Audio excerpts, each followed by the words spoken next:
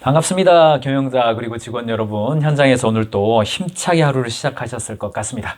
아침에 만나는 매일 아침 8시 15분이 되면 여지없이 찾아오는 김경민의 경영 벙커 시간입니다. 연말이기 때문에 경영 컨설팅 회사로서는 어떤 경영 전략 그리고 내년도에 일하는 방식의 전환과 관련돼서 굉장히 이렇게 바쁘게 움직이고 있습니다. 저희도 디지털 전환이 많이 됐습니다만 그리고 현장에 가서 워크숍을 해야 되는 상황은 또 여전히 많이 있습니다. 저도 현장을 많이 다니고 있고 또 저희 센터장들, 실장급들, 또 OKR 코치들, 에자일 코치, 가인지 코치들 현장을 굉장히 많이 이렇게 바쁘게 다니고 있습니다. 연말에 저희가 다니면서 알려드리는 여러 가지 것들이 내년도에 틀림없이 성과로 나타날 거라고 확신하면서 다니고 있어요. 제가 어제 오후에 신문을 봤는데 삼성 계열사에서 이제 임원들에 대한 승진 인사 발령이 있었죠. 그리고 삼성 전기 쪽에서 성과를 탁월하게 보이셨던 이 경계현 사장님이 삼성전자 쪽으로 이동해서 전자 분야의 전체에 대한 리더십을 가지셨죠. 경 사장님은 올해 우리가 삼성전기 에자일 및 OKR 코칭을 하면서 굉장히 그 리더십을 이렇게 같이 파트너십으로 하면서 경험을 해보았습니다. 그래서 삼성그룹사, 삼성계열사 전체가 두려움 없는 조직이 돼야 되고 현장에서 도전을 마음껏 하고 우리의 생산성이 실리콘밸리를 뛰어넘는 생산성으로 좀 달려갑시다 라고 하는 비전을 벌써 일주일 동안 선포를 하셨더라고요. 기사에 어제 오후에 나왔습니다. 저희는 뭐 미리 좀 이렇게 소통하는 것이 있습니다만 어쨌든 두려움 없는 조직이 된다는 거, 이 이야기가 다시 언론에서 회자되고 아마 오늘 아침 또 내일 이렇게 또 칼럼니스트들 우리나라 조직이 두려움 없는 조직이 돼서 어떠해야 되는가 이런 이야기들 많이 나올 것 같습니다. 저희는 사실은 두려움 없는 조직 이 책을요 2020년도에 나왔습니다. 2020년 1월 달에 나왔고 나오자마자 2020년 경영 필독서로 선정했습니다. 12권 중에 그 1월 달에 책으로 설정을 했고 저희가 한 달에 한 권씩 보내드리는 서비스가 있잖아요. 가인지 북클럽에서 서비스가 있는데 뭐 아주 그 메인 책입니다. 2020년도 선정했던 책 중에서도 굉장히 메인이 되는 책이었습니다. 근데 문제는 뭐냐면 자 현장에서 어때요? 두려움 없는 조직이 되자라고 하니까 경영자 여러분들 좀 두려움이 생기시죠? 직원들이 뭐 갑자기 뭐 자율 출퇴근제 해주세요. 점심시간 2시간 합시다. 유튜브 켜놓고 일하게 해주세요. 회사에서 뭐 마음껏 쇼핑 할 수 있게 해주세요. 뭐 이런 이야기 할 것 같은 두려움이 있으시죠? 두려움 없는 조직에서 이 에드먼슨 교수가 한 이야기는 사실은 그 이야기가 아닙니다. 두려움 없는 조직이 된다는 이야기는 사실은 회사 내에서 내가 원하는 거 마음껏 두려움 없이 말해달라 그런 이야기 아니거든요. 그런데 한국 사회에서 약간 오해되는 면이 없지 않아서 제가 오늘 이 영상을 찍게 됐는데 자 한번 상상을 해보십시오. 타노스가 쳐들어왔어요. 어벤져스가 최후의 결투를 벌입니다. 자 어떻습니까? 이때 아이언맨과 스파이더맨이 형님 이거 제가 말씀드려도 될까요? 이거 말씀드리면 어때요? 요런 이야기 해요? 안 그렇죠. 받으세요. 던지는 거예요. 자 캡틴 아메리카가 아이언맨이 막 하다가 제가 한 말씀 드려도 될까요? 그런 이야기 아니에요. 전투 현장 상황이 있기 때문에 나의 필요와 상대의 필요를 직급과 계급과 역할에 상관없이 두려움 없이 이야기를 합니다. 왜요? 목표에 몰입한 조직이 목표 달성을 위해서 두려움 없이 마음껏 말할 수 있는 자유를 주는 것이 두려움 없는 조직, 즉 심리적 안정감의 핵심입니다. 구글의 연구에서 나온 이야기를 한 거거든요. 제 영상 가인지 TV의 다른 영상을 두려움 없는 조직 가인지 이렇게 검색을 하시면 유튜브에서 제가 한 20-30분 정도 책 내용 요약해드린 게 나와요. 책을 사서 읽으시면 더 좋겠습니다. 오해하지 말아야 될 게 뭐냐면 회사 내에서 일을 할 때 나 편한 대로 나의 복지, 나의 어떤 근로 조건을 마음껏 이야기해라. 이런 이야기로 에드먼스 교수가 두려움 없는 조직, 심리적 안정감을 이야기한 것이 결코 아닙니다. 두려움 없는 조직이라는 것은 목표를 향해서 몰입하는 그 조직이 지위 고하, 역할 구별, 책임의 구별에 상관없이 타노스를 무찌르기 위해서 마음껏 서로 이야기를 하고 상호 신호를 주고받았던 어벤져스처럼 두려움 없이 마음껏 달려가 보자 라고 하는 것이 핵심입니다. 그래서 삼성전자가 두려움 없는 조직이 됩시다 라고 말을 하는 건 뭐냐면 명확하게 이 경영자가 또 비전을 선포했잖아요. 그쪽에 옮겨가서 기사를 통해서 확인하실 수 있어요.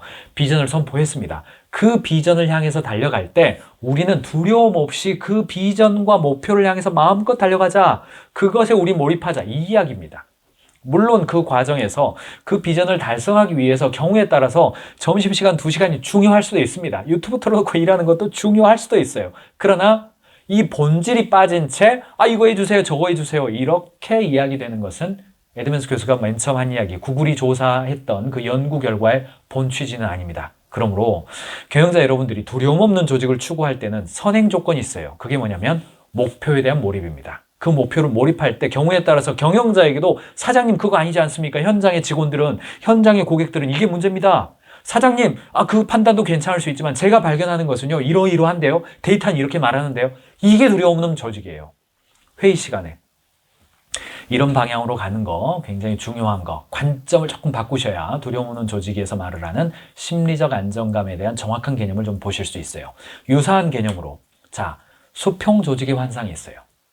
우리나라가 저희도 영어 이름을 씁니다. 제 이름이 로빈, 제가 영어 이름이 로빈인데 최근에 들어온 신입사원이나 인턴도 저를 바라보고 로빈 이리 좀 와주세요. 이리 좀 와주세요. 저를 그냥 로빈 이렇게 발음도 좀 쉬워요. 그냥 막 불러요. 괜찮습니다. 저희는 이미 문화가 돼 있기 때문에 큰 상관이 없어요. 그런데 오해가 좀 있더라고요. 저희 조직은 그런 조직이 아닙니다만 수평 조직이라 그러니까 아이디어나 전문성이나 일하는 의사결정도 마음껏 그냥 수평적으로 내린다. 이렇게 오해하는 경우가 좀 있습니다. 그렇지 않습니다.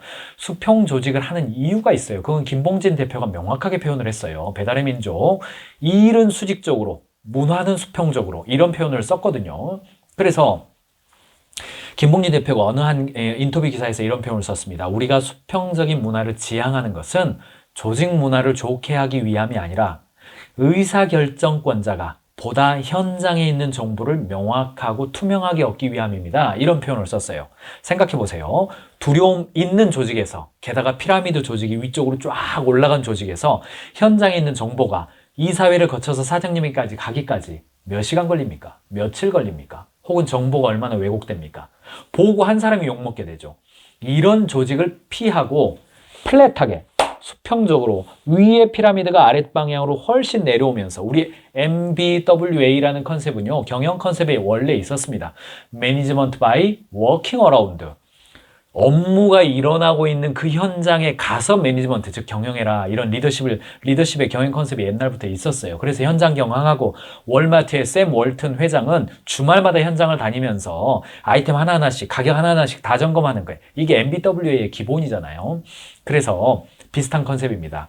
MZ세대의 전유물, 리더의 희생, 섬김의 리더십 이런 컨셉 물론 없지 않습니다. 그러나 본질은 뭐냐? 수평조직의 본질은 현장과 가까운 곳에서의 아이디어와 의사결정을 내린다는 것입니다. 이게 본질이에요. 그러므로 조직에서 우리 조직이 수평이냐 수직이냐 이런 거는요. 경우에 따라서 수직적인 게 맞을 수도 있어요. 무조건 수평적인 게 좋지 않아요. 수평적인 곳으로 옮겨가야 되는 그 이유와 본질이 뭐냐? 의사결정이 현장에서 일어나게 하자는 거예요.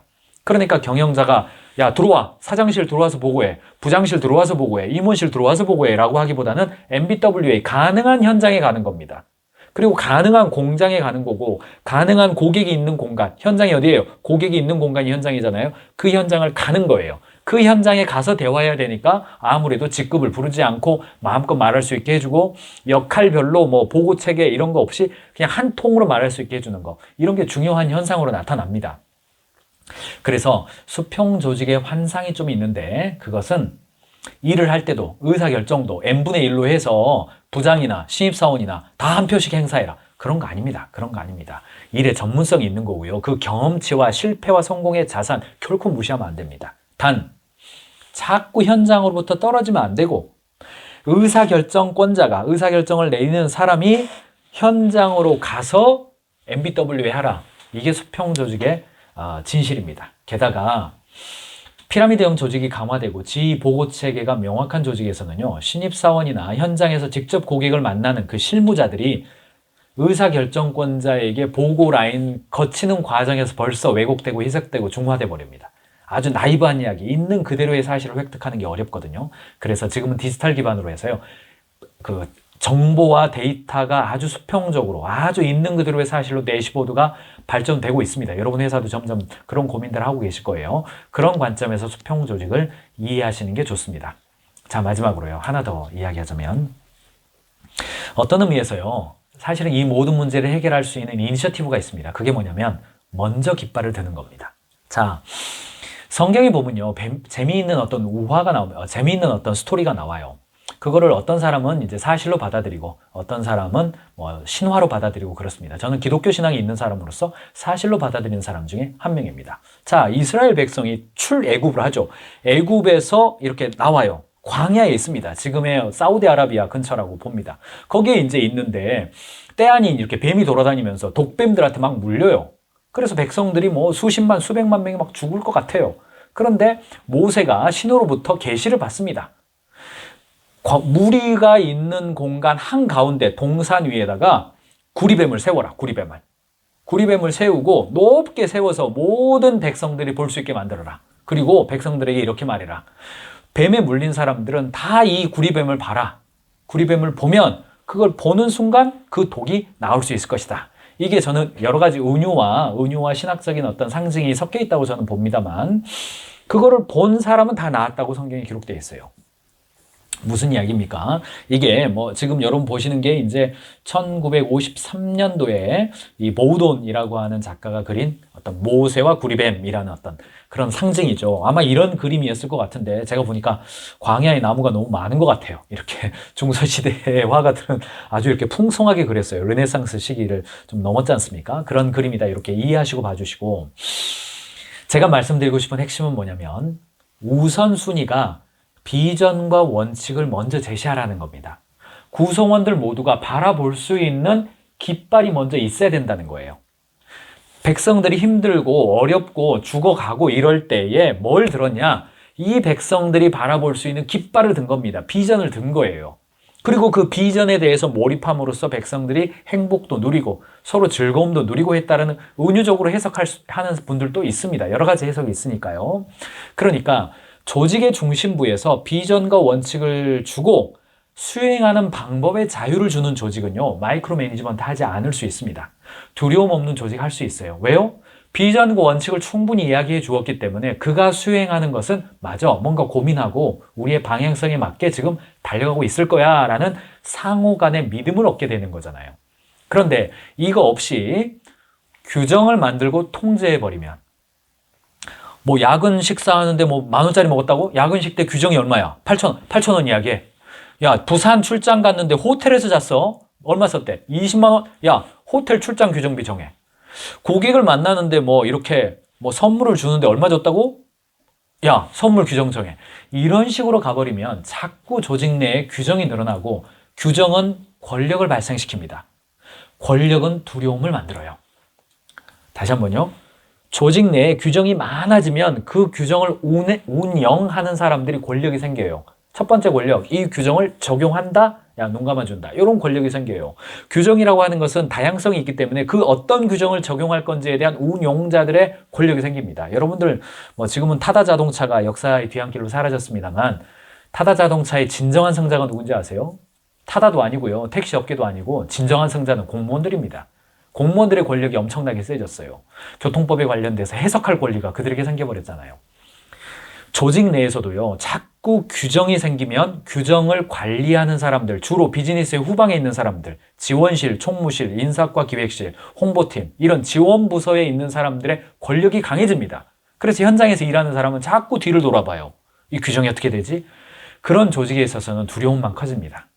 우리나라가 자꾸 법이 많아지는데 사실은 저는 뭐 즐겁지는 않습니다. 뭐 이해는 합니다만 조직 내에서도 경영자 여러분들이 현장에 있어서요, 비전과 원칙, 즉 비전과 스피릿이 약화될수록 경영자 여러분들의 마음속에 어떤 생각이 드냐면 규정을 만들고 권력을 부리고 싶은 생각이 생기게 돼 있습니다.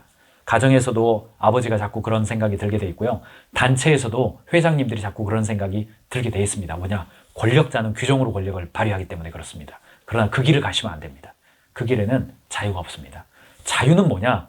비전과 원칙을 먼저 이야기해주고 그 원칙과 비전에 공감한 우리 모든 실력자들이, 조직의 구성원들이 자유롭게 다양한 방법으로 그 목적을 향해서 달려가도록 만들어주는 겁니다. 이 조직의 끝판왕이 리드 헤이스팅스의 넷플릭스잖아요. 넷플릭스면 노 룰스 룰스예요. 실제로 여기가 뭐 해고한다고 하지만요, 제가 물어보니까 15%가 안 돼요. 일반 조직보다도 해고가 많지 않습니다. 진실은 그거예요. 그러니까 어떤 조직은 그거 뭐 해고 많이 하는 조직 아닙니까? 실제 그거 아닙니다. 15%도 안 돼요. 이 조직들이 마음껏 하고 전 세계적으로 지금 이런 탁월한 성과를 내는 이유는 뭐냐면 가능한 규정을 만들지 않기 위해서 무지막지하게 노력하는 겁니다. 리드 헤이스팅스도 한번 망했던 사람이잖아요. 어떻게 하면 우리가 망하지 않고 탁월한 조직을 유지할 수 있을까 고민한 겁니다. 물론 뭐 탁월한 최고 연봉들 업계 빼오는 거 이런 거 부정적인 거 없지 않습니다. 그러나 항상 긍정적인 면들을 먼저 봐주는 게 좋습니다. 어떤 조직이든지 간에요. 여러분에게 제가 질문하는 겁니다. 비전과 원칙을 제시하고 직원들에게 방법의 자유를 제공하는 것, 반대로 규정을 만들고 통제하는 것, 어떤 조직이 되고 싶으세요? 당연히 이 위쪽에 있는 조직, 오타가 하나 있네요. 이해해 주세요. 위쪽에 있는 조직이 돼야죠. 그러려면 여러분들이 지금 하셔야 될 일은 뭐냐면 먼저 깃발을 드셔야 됩니다. 우리 회사가, 우리 조직이 2022년도에 혹은 그 다음 단계로 넘어갈 때 어떤 방향성으로 갈 거다. 어떤 고객에게 어떤 방식으로 사랑받게 될 거다. 라고 하는 것을요, 던지셔야 됩니다. 지금의 이 시기 연말을 계속 지나고 있지 않습니까? 제가 현장을 다니면서도 이 비슷한 이야기들을 계속 해드리고 있습니다. 경영자가 먼저 자신의 마음속에 하트, O와 KR, 정말 해보고 싶은 거, 도전적인 거, 도봉산 호랑이 이거야! 하셔야 돼요. 그리고 내년도에는 이 정도 결과물을 얻읍시다. 하다못해 연봉 2배 갑시다. 이런 거 괜찮아요. 괜찮습니다. 업계에서 1등 됩시다. 이런 것도 괜찮아요.